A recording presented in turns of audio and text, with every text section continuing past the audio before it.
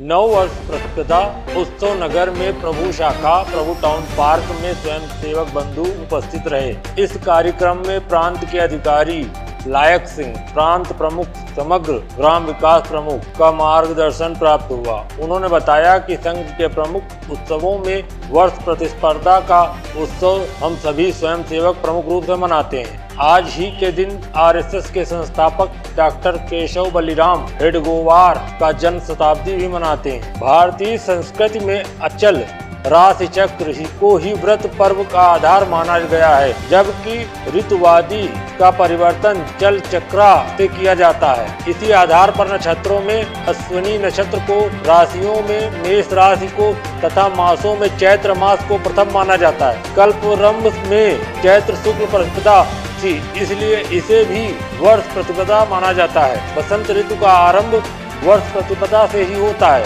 जो उल्लास, उमंग और खुशी चारों तरफ पुष्पों को सुगंधित भरी होती है। किसी को कार्य प्रारंभ करने के लिए यह मुहूर्त शुभ होता है। लायक सिंह ने कम्युनिस्टवादी विचारधारा पर प्रहार करते हुए कहा कि हिंदुस्तान के लोग कभी गुलाम नहीं रहे। उन्होंने कहा कि 1947 से पूर्व सत्ता की बागडोर भले ही मुगलों और अंग्रेजों के हाथ में रही हो, लेकिन हिंदुस्तान में रहने वाले लोगों ने कभी भी गुलामी स्वीकार नहीं की। उन्होंने यह भी कहा कि भारतीय ने विकृत मानसिकता से शासकों से अनेकों लड़ाइयां लड़ी हैं और कभी भी हार स्वीकार नहीं की। उन्होंने यह भी कहा कि 1947 में हिंदुस्तान को आज़ाद की बात कही जाती है, जबकि वास्तविकता यह है कि 1947 में हिंदुस्तान का बंटवारा हुआ था। हिंदुस्तान में आई हर मुश्किल घड़ी में स्वयं सेवकों के योगदान को प्रशंसनीय बताया। प्रांत प्रमुख ने यह भी कहा कि जब हिंदुस्तान पर कोई दैवीय आपदा आती है तो भारतीय की मदद के लिए स्वयं सेवक सबसे पहले तैयार रहते हैं। इस मौके पर अमरेश बहादुर सिंह, बलराम